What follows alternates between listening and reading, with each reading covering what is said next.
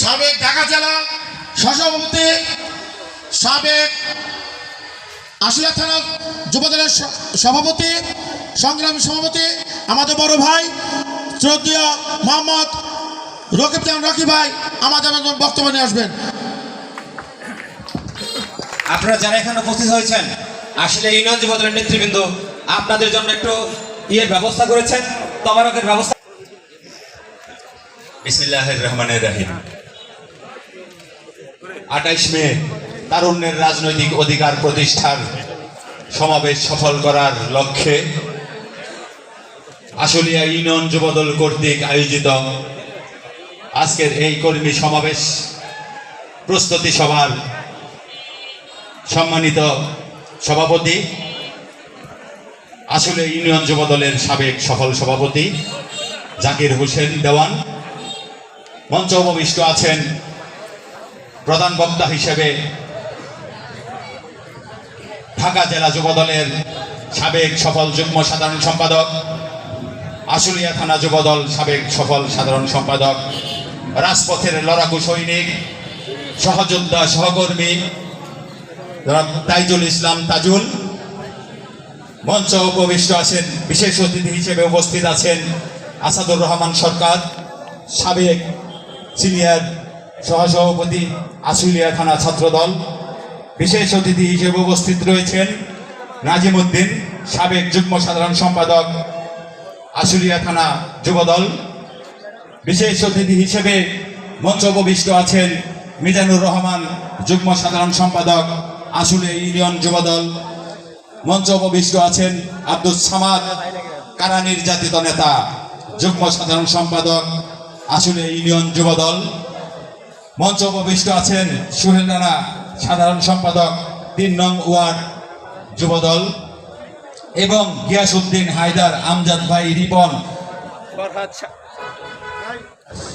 ফরহাদ শাহিনুর সহ নাম না জানা আশুলিয়া ইউনিয়ন যুবদলের নেতৃবৃন্দ এবং আশুলিয়া ইউনিয়নের কৃতি সন্তানেরা, আসসালামু আলাইকুম।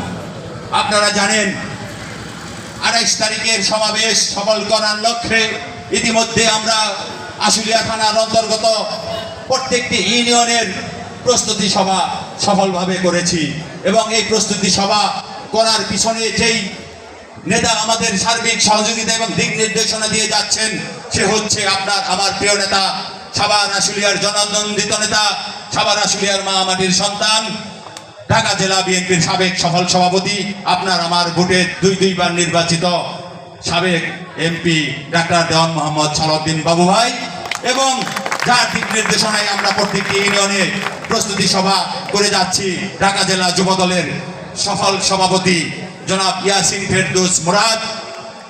আজকে তাদের দিক নির্দেশনায় আমরা সেই বিগত 15 বছর যাবৎ যুবদলের হাল ধরেছি, এবং আজ অব্দি আশুলিয়া থানা যুবদল রাজপথের যেই ভূমিকা পালন করেছে, আশুলিয়া থানা যুবদল সর্বশ্রেষ্ঠ যুবদল হিসেবে প্রমাণিত হয়েছে।